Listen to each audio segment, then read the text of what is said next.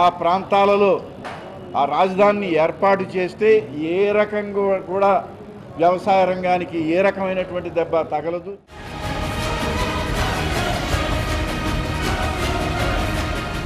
శివరామకృష్ణను విజయవాడ రాలా అసలు రాకుండా ఆయన సుస్థిగా ఉంది, ఒంట్లో సరిగా లేదని చెప్పి ఆయన బదులు మిగతా సభ్యులు ఎవరో వచ్చారు.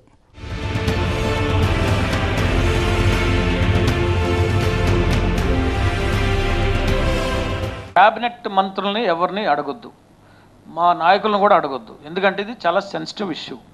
పెట్టుబడులు కూడా వికేంద్రీకరణ చేసి 3 సెక్టార్లుగా అభివృద్ధి చేసిన రోజే ఈ యొక్క సిఫారసుల యొక్క అర్థం ఉంటుంది. ప్రజల్లో కూడా అందరూ సమానంగా అభివృద్ధి చెందుతున్నామనే ఒక భావన కలుగుతుంది.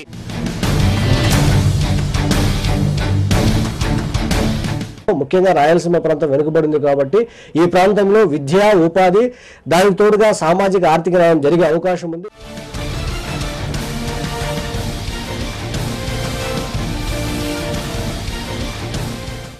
విజయవాడ అనేది ఈ రాష్ట్రంలో మధ్యస్థంగా ఉన్నటువంటి నగరం.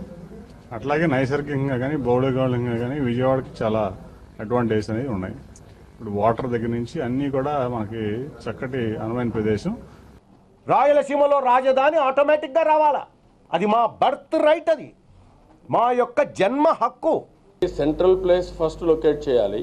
We are working. ఇప్పుడు విజయవాడ, గుంటూరు ఉంది, అలాంటి ప్రాంతాల్లో డిస్కస్ చేయాలి. అక్కడ కానీ రిజిడ్గా ఉన్నారనుకో ఇంకో ప్రాంతానికి కూడా పోవడానికి సిద్ధంగా ఉన్నాం.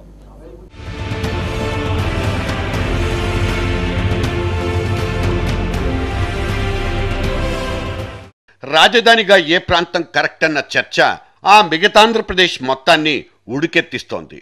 మహానగరం ఎక్కడన్న నిర్ణయం మీద కమిటీలు, కాలయాపన మాటలు అలా ఉంచితే అటువంటి క్యాపిటల్ని ఏ ప్రాతిపదిక మీద నిర్మించాలన్నదే అసలైన సవాల్. ఈ కీలకమైన మలుపు దగ్గర ఆచితూచి అడుగులేస్తున్న సందర్భంలో ఒక చిన్న వెలుగురేఖ.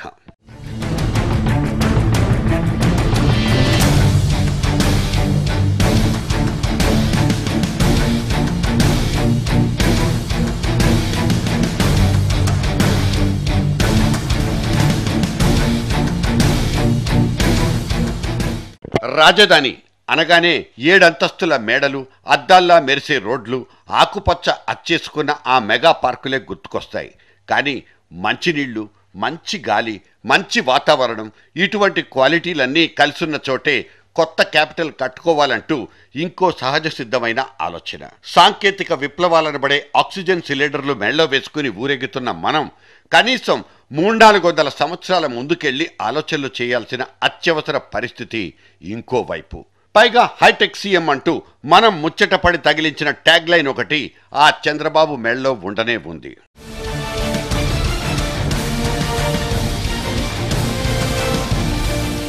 చంద్రబాబుకు సింగపూర్ అబ్సెషన్ ఉందని, ఆయన ఇటువంటి మనస్థితి నుంచి బయటపడితే తప్ప రాజధాని నిర్మాణం కోసం సృజనాత్మక ఆలోచనల్ని ఆహ్వానించలేమని కొంతమంది నిపుణుల అభిప్రాయం. అయితే ఇప్పటికే తన సుదీర్ఘ పాలనానుభవంతో చంద్రబాబుకు ప్రపంచ దేశాల రాజధానులు, నిర్మాణాలు, ప్రభుత్వ వ్యవస్థల తీరుతెన్నుల పట్ల విపరీతమైన ఆసక్తి కూడా. ఇప్పటికే సంబంధిత సంస్థల ప్రతినిధులతో తాను టచ్లో ఉన్నట్టు సమాచారం.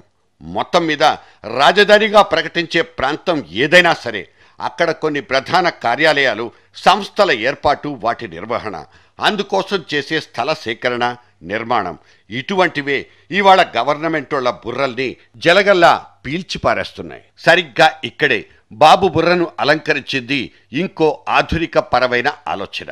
అదే వర్టికల్ క్యాపిటల్, నిటారు నగరం.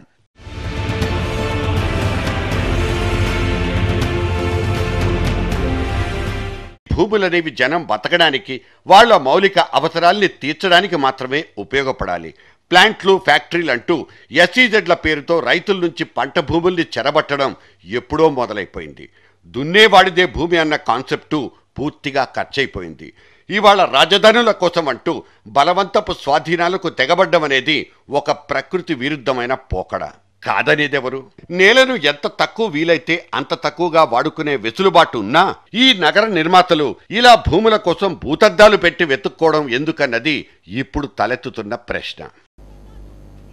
రైతుల భూములు పెరగాలి, ప్రభుత్వానికి కూడా భూమి మీద ఖర్చు పెట్టే శక్తి లేదు కాబట్టి ఆ భూమి వస్తే ఎలాంటి ఆఫీసులు కట్టాలో అవన్నీ కడతాం, లేఅవుట్లన్నీ వేసి ఎవ్వరికీ నష్టం రాకుండా అందరికీ లాభం వచ్చే విధంగా మీ భూమి విలువే కాకుండా మీకు 3 ఇంతలు 2 ఇంతలు ఎక్కువ వచ్చేట్టుగా చేసి ఒక పాలసీ తీసుకొద్దాం అనుకుంటున్నాను. ప్రపంచవ్యాప్తంగా వర్టికల్ సిటీస్ అనే కాన్సెప్ట్ మీద కొన్ని సంవత్సరాల నుంచి ఎడతెగని ఆసక్తి. ముఖ్యంగా అడ్డు అదుపు లేకుండా పెరిగిపోతున్న జనాభా నివాస అవసరాలు ఆసియా దేశాల్ని కుంగదీసి పారేస్తున్నాయి. జనాభా నియంత్రణ అనేది ఇక్కడ ఒక సవాలైతే అటువంటి జనాభాతో పాటు పెరిగిపోతున్న వారి ఇతర అవసరాలు కూడా ప్రభుత్వానికి పెనుసవాళ్లు.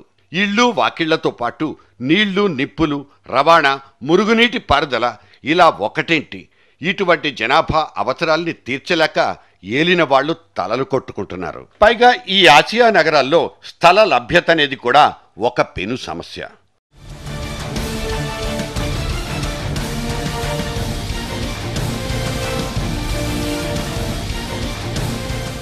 వర్టికల్ నగరాల నిర్మాణం, నమూనాలు అనే అంశం మీద సింగపూర్లో ఒక యూనివర్సిటీ నిర్వహించిన పోటీలో టోక్యోకు చెందిన ఒక సంస్థ గోల్డ్ మెడల్ కొట్టేసింది.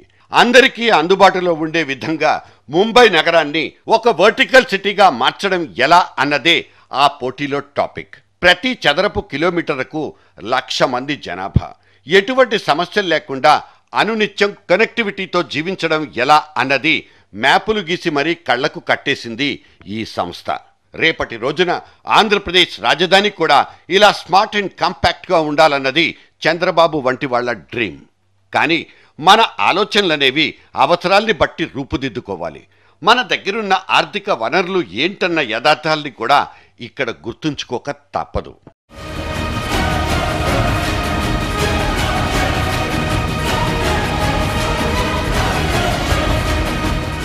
2050వ సంవత్సరం నాటికి ప్రపంచ జనాభాలో దాదాపు 80% నగరాల్లోనే నివసిస్తారన్నది ఒక నిఖార్సైన అంచనా.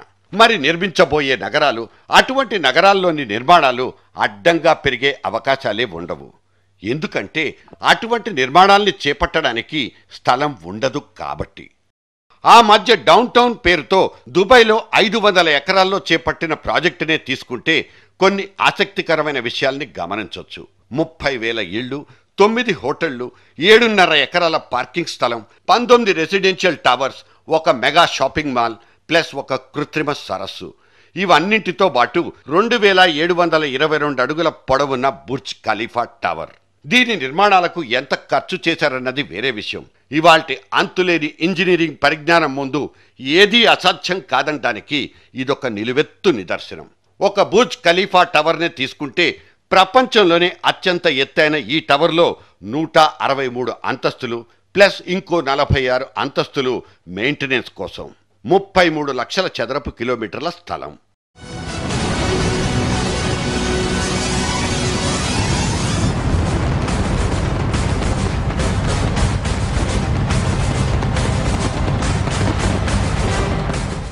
అవసరాలు పెరుగుతున్న కొద్దీ అడ్డంగా విస్తరించడం కంటే నిటారుగా పైకెదగడమే సరైన పరిష్కారం అన్నది నిపుణుల మాట. రాజధాని ఎక్కడన్న అంచనాలతో అడ్డు అదుపు లేకుండా పెరిగిపోతున్న స్థలాల ధరల్ని నియంత్రించే అవకాశాలు లేవు. ఇవన్నీ పక్కకు పెడితే ఒక రాజధానికి కీలకమైన సెక్రటేరియట్, అసెంబ్లీ, హైకోర్టు, ఇతర పరిపాలనా భవనాలు, సిబ్బందికి మంత్రులకు క్వార్టర్లు, టౌన్షిప్ ఇవన్నింటినీ ఒకచోట సకల సదుపాయాలతో నిర్మించడానికి ఎన్ని ఎకరాల స్థలం అవసరమవుతుంది? వేలకు వేల ఎకరాలు ఎక్కడి నుంచి పుట్టించాలి? లేని భూమిని ఎక్కడి నుండి సృష్టించాలి? ఒక్క మాటలో చెప్పాలంటే ఇవాల్టి మోడర్న్ టెక్నాలజీ కొత్త పుంతలు తొక్కిన వేళ అడ్డంగా విస్తరించడం కరెక్టా, లేక నిలువు నగరాల వైపు నిటారుగా పైకి ఎదగడం అవసరమా? నిజాలెప్పుడూ చేదుగానే కాదు, ఆశ్చర్యంగా కూడా ఉంటాయి.